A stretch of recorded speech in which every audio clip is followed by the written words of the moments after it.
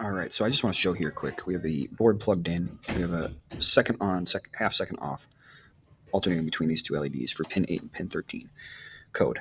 So over here we have this lead coming in from pin 13, resistor, long leg of LED, short leg of LED, all the way over to right here, negative.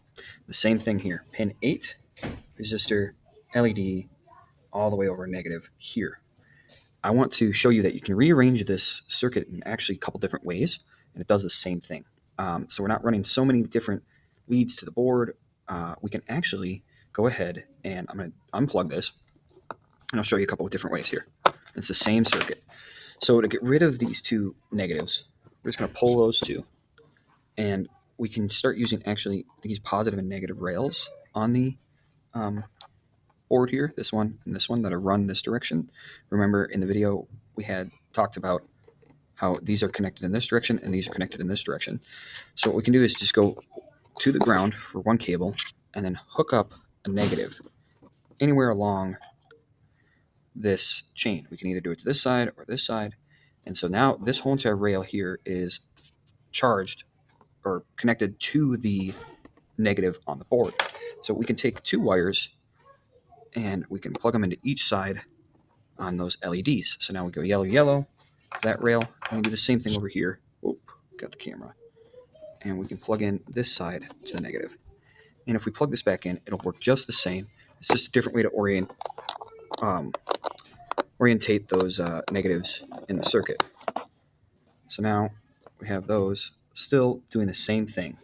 The other thing we can do is we completely rearrange this, and we can simplify it even further by removing those negatives again. And there's that short end of that LED. We can actually have it share the other short end of that LED.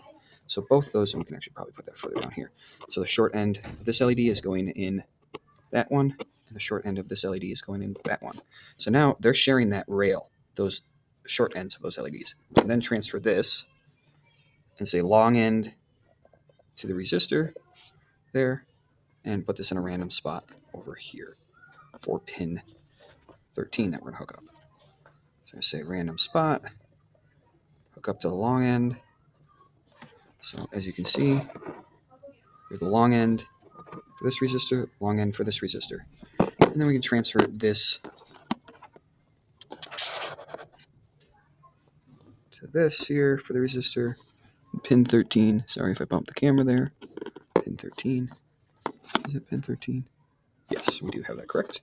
So pin 13 to the resistor to the long leg of the LED, short leg. We can then either use the common rail here like we had before and run a yellow line to that common rail.